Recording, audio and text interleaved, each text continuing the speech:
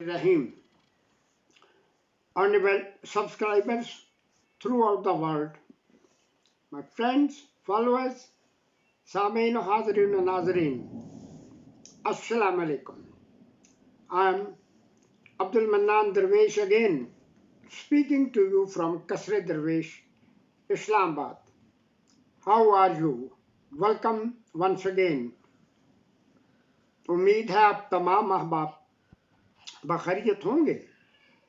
गुज़श्ता video में जब मैंने इकबालियात पे बात शुरू की तो ख्याल आया, वो तो बात उसका मैंने इजहार भी कर दिया था कि वो तो इतनी अजीम शख्सियत थे, हैं और रहेंगे। इस तरह की शख्सियत तो शायद दुनिया में दोबारा पैदा ही ना हो। इकबाल खुद बेशुमार चीज़ें फरमाते। आज 9 नवंबर है, आज से 146 साल पहले 9 नवंबर 1877 में हजरत इकबाल पैदा हुए। कहाँ पैदा हुए, उनके वालिदैन क्या करते, ये इस तरह की आम सी एक इंफॉर्मेशन है जो थोड़ा बहुत भी जो नेट से वाबस्ता है या स्कूलों कॉलेजों में है वो तो उनको याद होगा ही, वो बातें हम नहीं छेड़ेंगे। अल्लामा इकबाल बहुत कुछ फरमा गए। आज अगर आप रेडियो, टीवी या सोशल मीडिया पे जाएं तो जिन लोगों को वाकई इकबाल फहमी का शौक है, उन्होंने वो बहुत कुछ कह रहे हैं, बता रहे हैं। दिल बीना भी कर खुदा से तलब, आँख का नूर दिल का नूर नहीं। अल्लामा इकबाल ने ये क्यों फरमाया था कि आंखें देख रही हैं, किताबें पढ़ी हैं सामने, नेट खुले हुए हैं, सो कॉल्ड टीचर साहबान मौजूद हैं, एक्सपर्ट भी मौजूद हैं। कोई कुछ क्या कह रहा है, जो भी कोई कुछ कह रहा है, लेकिन कितने लोग होंगे जो ये सोचते होंगे। बकौल हजरत अल्लामा, एक वलवला ताज़ा दिया मैंने दिलों को, एक वलवला ताज़ा दिया मैंने दिलों को, लाहौर से था खाके बुखारा और समरकंद। वो पैगाम जो आज से 100-150 साल पहले शुरू हुआ था और 1938 में इकबाल तो दुनिया से चले गए, लेकिन जाने से पहले उन्होंने एक बात की थी। एक शेर है, कोई दम का मेहमा हूँ ए अहले महफिल, कोई दम का मेहमा हूँ ए अहले महफिल, चिराग सहर हूँ बुझा चाहता हूँ। क्या इसका मतलब ये है कि वो एक बहुत बड़ा चिराग अल्लाह की तरफ से, यानी चिराग था जो अल्लामा इकबाल की सूरत में अल्लाह ने जलाया, और क्या जब वो चिराग बुझ गया तो उनका अमल भी ख़त्म हो जाएगा? ये यूं नहीं है। उन्होंने इशारे के तौर पे बहुत कुछ किया था। किस शायर ने क्या खूब बात की थी, बहुत यानी गौर व फिक्र करने वाली बात है। अपनी आग में जलने वाले क्या जाने दिन रात, अपनी आग में जलने वाले क्या जाने दिन रात, सूरज दिन भर जले तो साजिद दिया जले सरे शाम, सूरज दिन भर जले तो साजिद दिया जले सरे शाम। साजिद नामी को शायर थे।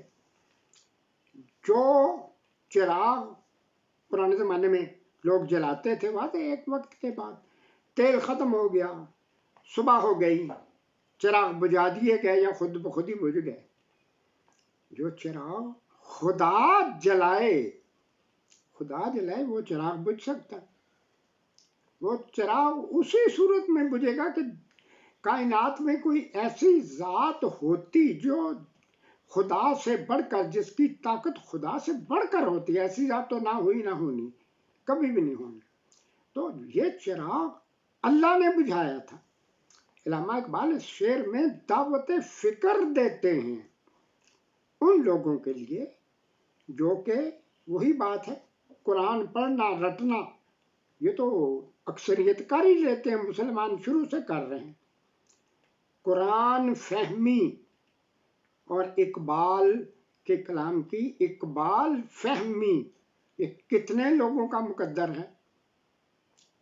माशरती हालात, सियासी हालात हर लम्हा बदलते रहते हैं, रस्में रिवाज रिवायतें बदलती रहती हैं, जहन बदलते रहते हैं। हम चाहें ना चाहें, हमारी जनरेशन, नेक्स्ट जनरेशन, उसके बाद जो भी जनरेशन आएगी वो उन हालात से मुतासर हुए बगैर नहीं रह सकती। हमारी जिम्मेदारी थी, हमारे बाद जो जनरेशन आई, जो टीचर्स हजरात बने, एक्सपर्ट हजरात बने, उनकी जिम्मेदारी थी ना कि बच्चों को सिर्फ इकबाल कलपे आती है दुआ। ये किसका कलाम है जी? अल्लामा इकबाल का कलाम है। तमाम छोटे बड़े स्कूलों में बच्चे ये रोज दुआ पढ़ते हैं। किसका कलाम था? ये लपी आती है दुआ बन के तमन्ना किसने लिखी?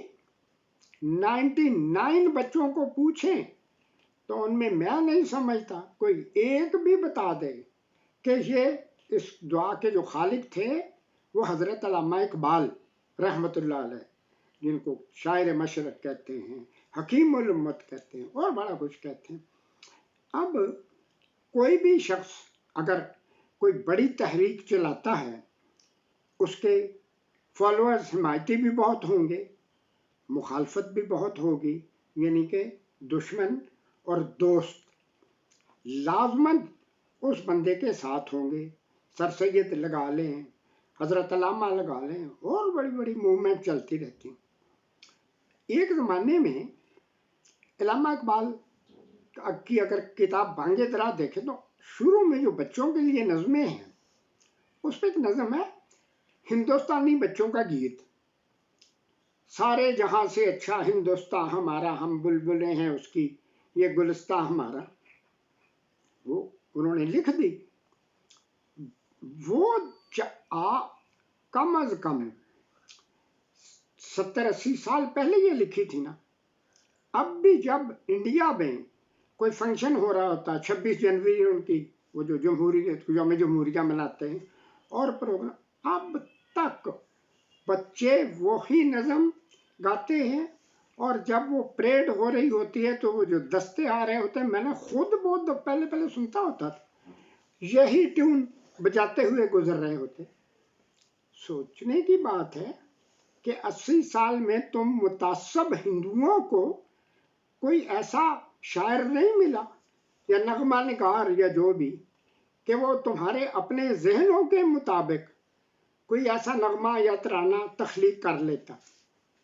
ये है वो खुदा की शान के दोस्त मेरे मसलन दोस्त है, मेरी तारीफ करे तो वो कौन सी बात है, मेरे दोस्त क्यों हुए। तारीफ वो है या सच वो है जो हमारे दुश्मन इकरार करें। दुश्मनों ने इकरार करते आ रहे हैं ना। अब इसी बाद में जब लोगों ने कुछ बात की कि हजरत आपने ये हिंदुस्तान को तो सऊदी अरब वगैरह और हमारे दूसरे जो मुसलमान ममालिक हैं उनके ऊपर तरजीह दे दी, तो उसी किताब में आपने वो जो एक नज़म लिखी, चीनो अरब हमारा, हिंदुस्तान हमारा, मुस्लिम हैं हम, सारा जहां हमारा, वो कौन गाता है? ये नज़म किसने लिखी है? किसका कलाम है? ये चीनो अरब हमारा, वो जो कुछ भी हो, ये भी जब पूछते हैं, सोचते हैं, ये बड़ी खास तौर पे जब इस्लामिक समिट हुई है 73 में, बड़ा इस नज़म पे जोर दिया जाता था।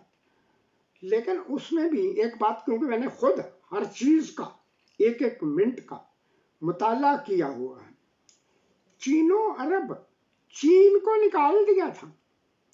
मुस्लिम हैं हम, सारा जहां हमारा, ये तो कह देते थे। चीनो अरब, चीन को निकाला तो अरब भी निकल गया, खुद वो खुद ही निकल गया। उसमें जो भी लोग आए, जो कुछ हुआ, इस तरह से बात आगे चलती रही। पाकिस्तान बन गया, सब कुछ हो गया। अब एक बात बड़ी अजीब हुई, मैं इसलिए बार बार कहता हूँ कि मैं जो भी बात करूँगा कोशिश करूँगा कि मैं खुद मेरे सामने वो वाक़या हुआ हो।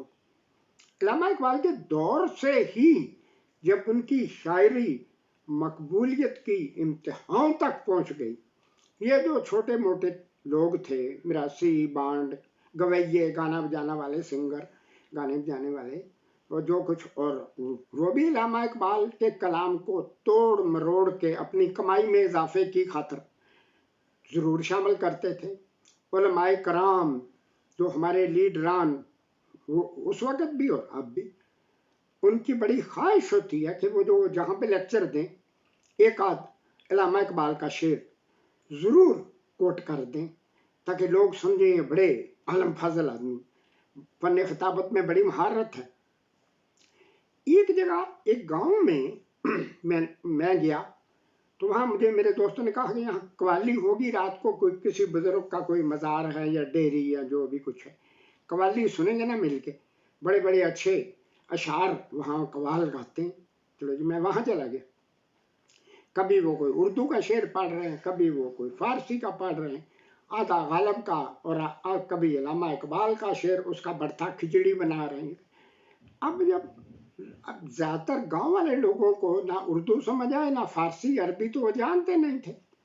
अब इस तरह के अशार कव्वालों ने देखा, भाई हम तो कव्वाली करते हैं सिर्फ माल कमाने के लिए, ये जो हम शेर पढ़ रहे हैं ये तो लोगों की समझ से बाहर है, तो हम इसका मतलब हमारी मेहनत रह जाएंगे। अल्लामा इकबाल के अशार पढ़ते पढ़ते इकबाल साहब ने क्या पैंतरा बदला, शेर क्या पढ़ता, हुस्न वालों से ये कह दो कि न निकले घर से, हुस्न वालों से ये कह दो कि न निकले घर से, देखने वालों का ईमान चला जाता है। नोटों की बारिश शुरू हो गए। तो ये इस तरह के लोग भी होते हैं, वो उनकी अपने लेवल की बातें हैं, लेकिन बात वो है कि अजीम शायर तो अल्लामा इकबाल ही हैं। आम अनपढ़ लोग भी उनके अशार एक दफ़ा सुनते तो याद हो जाते। बड़े बड़े उलमा जो भी कुछ होते, वो भी उनका कलाम ज़्यादा से ज़्यादा रटने की, याद करने की कोशिश करते हैं, ताकि जब आवाम को अपने पीछे लगाना तो कुछ मटेरियल तो हो। जिसको भी मटेरियल की ज़रूरत पड़ेगी, मवाद की ज़रूरत पड़ेगी, हज़रत अल्लामा के अशार कोट करेगा।